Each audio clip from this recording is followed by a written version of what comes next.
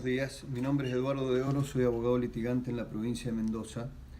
Adolfo Alvarado me ha encomendado comentar algunas cuestiones vinculadas a temas procesales de interés general. En la provincia de Mendoza, de un tiempo a esta parte, se viene haciendo mucho hincapié vinculado al tema de la oralidad y la necesidad de profundizar este sistema como el mejor sistema para resolver los conflictos y las causas judiciales. Entiendo que en cierta medida asiste razón a aquellos que postulan que es un sistema más celérico, pero esto no puede ser confundido ni llevado al extremo de pensarse que por el solo hecho de la oralidad es posible solucionar los problemas de los procesos. Hay un caso muy singular en la provincia de Mendoza que vale la pena destacarlo a los efectos de tomar en consideración que no siempre la oralidad va a solucionar los problemas del proceso y que no todo puede hacerse de modo oral. O por lo menos, si se va a hacer de modo oral, tendría que buscarse una reglamentación que sea coherente y sistémica con el ordenamiento procesal local. Para eso me voy a valer del ejemplo de la etapa de la clausura en el proceso penal de Mendoza, tal como está acuñada en el Código, y lo que se ha venido haciendo a partir de una última reforma y de otra nueva reforma que es la Ley 9040, que pretende profundizar el modelo de la oralidad. En este sentido, se da una paradoja, que es que la oralidad lo único que ha hecho es perjudicar un sistema que es racional y que es además lógico.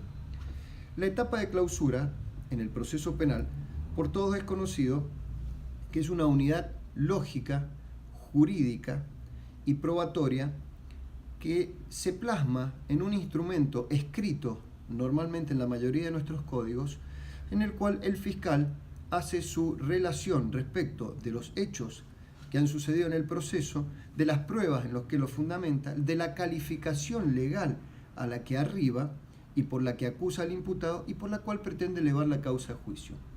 En esta pieza de trascendental importancia para el proceso se fija el hecho de modo absolutamente determinado en sus circunstancias de tiempo, modo y lugar, y ese hecho es el único hecho sobre el cual puede debatirse en el proceso oral, dígase en la Cámara del Crimen o el Tribunal Penal que vaya a resolver la cuestión.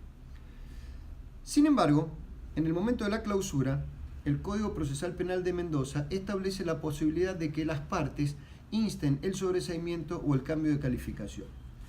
Hasta aquí no tiene nada de novedoso y no parecería estar afectado por sistema alguno, más allá de alguna crítica que se puede hacer al respecto sobre los plazos y cuestiones vinculadas a esto. Lo cierto es que la reglamentación nueva, que propende hacia un sistema de oralidad absolutamente puro, es decir, hágase todo de modo oral, ha llevado a una situación paradójica donde la oralidad lo único que está haciendo es perder el tiempo, pero además de ser perder el tiempo, lo que está haciendo la oralidad es provocar una asistematicidad en el código. Veamos cómo es esto. El fiscal, ya dijimos que para concluir la etapa de la instrucción penal preparatoria y elevar la causa a juicio, debe regirse por el sistema de la clausura, y esto es realizar su requerimiento de elevación a juicio o su requerimiento conclusivo de la IPP, plasmarlo por escrito y notificarlo a la defensa. La defensa, en el plazo de 3 días o 5 días, dependiendo los códigos, en el caso de Mendoza, en el plazo de 5 días, tiene la posibilidad de instar el sobreseimiento oponiéndose a la elevación a juicio o pedir el cambio de calificación.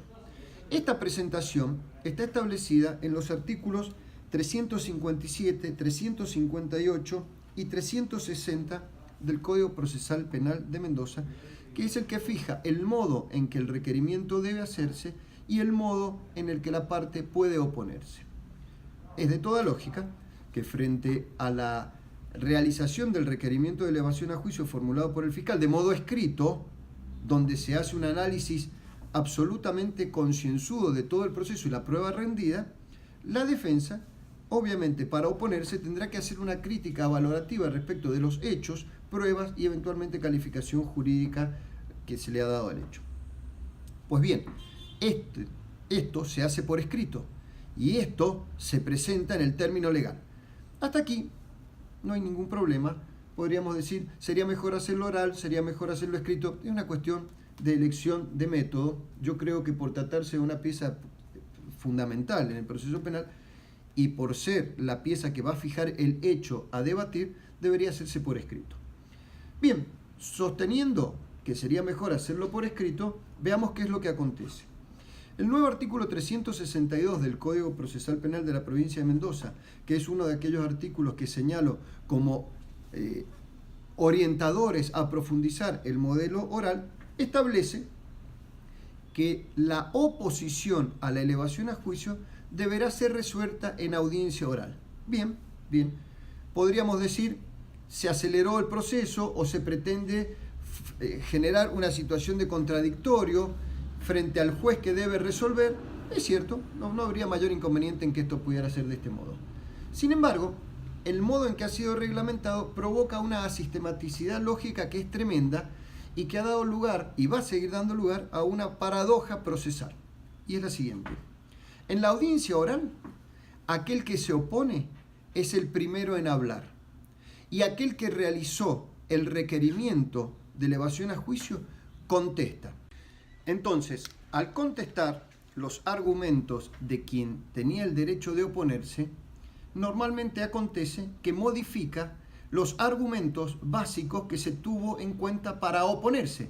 Entonces, esto generaría un círculo vicioso, por lo cual a esta nueva requisitoria debería hacérsela conocer a quien tiene derecho a oponerse y eventualmente generar una oposición, que generaría una nueva audiencia donde podrían darse nuevamente estos cambios de argumentos o contestaciones de argumentos y entramos en un círculo vicioso que no tiene final.